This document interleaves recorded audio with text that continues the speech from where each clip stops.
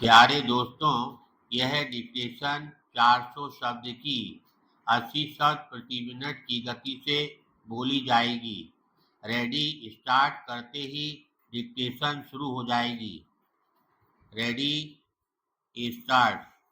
महोदय, हमारे साहित्य में जो नया विचार आया वह मौलिक तो था ही नहीं, पश्चिमी विचार की सही अनुकृति भी नहीं बन पाया।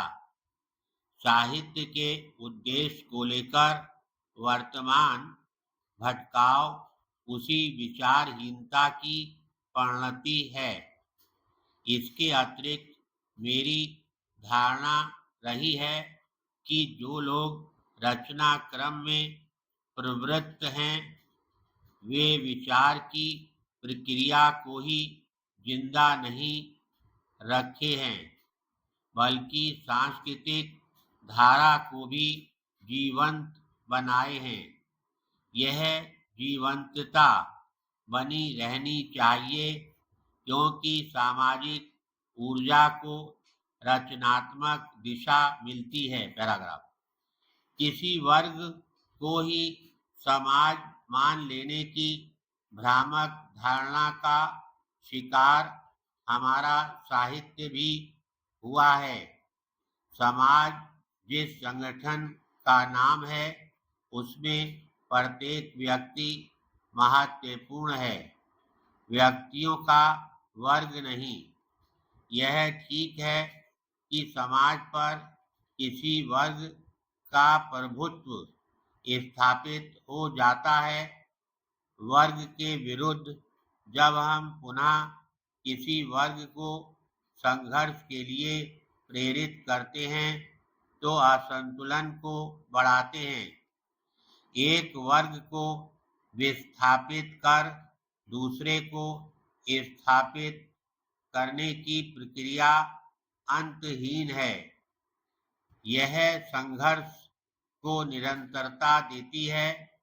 स्पष्ट है कि संघर्ष में विकास ही अवरुद्ध नहीं होता, परस्पर दुर्भावना भी बढ़ती जाती है। व्यक्ति, समाज और सत्ता के संघर्ष में मनुष्य की हानि सबसे ज्यादा होती है। व्यक्ति की चेतना का विकास कर हम मनुष्य को बचा सकते हैं। व्यक्ति का चेतना संपन्न हो जाने का अर्थ समाज का चेतना संपन्न हो जाना है। इस चेतना को भौतिक अर्थों में लेकर हमने पाश्चात्य समाज की बुराइयों को अनजाने ही आमंत्रित कर लिया। एक वर्ग के सत्ता से हट जाने या एक वर्ग के सत्ता पर अधिकार जमा लेने से ही समाज स्वस्थ और सुदृढ़ हो जाता तो सोवियत संघ का विखंडन नहीं हो पाता। बचाव में यह कहना कि कुछ भ्रष्टाचार में लिप्त और निरंकुश लोगों के सत्ता में बैठ जाने से यह स्थिति उत्पन्न हुई, तार्किक दिवालियापन है।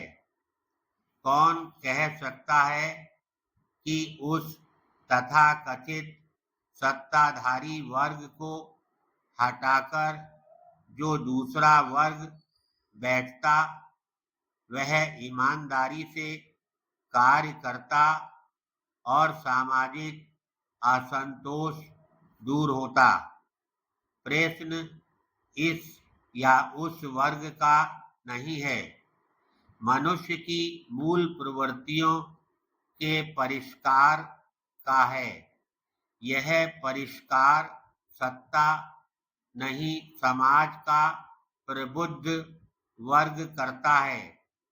मुझे हमेशा लगा है कि परिष्कार की प्रक्रिया हमें सांस्कृतिक विरासत में मिली है उसे अनदेखा करने की कोशिश ने हमारे साहित्य को विश्व की पहचान से वंचित किया है।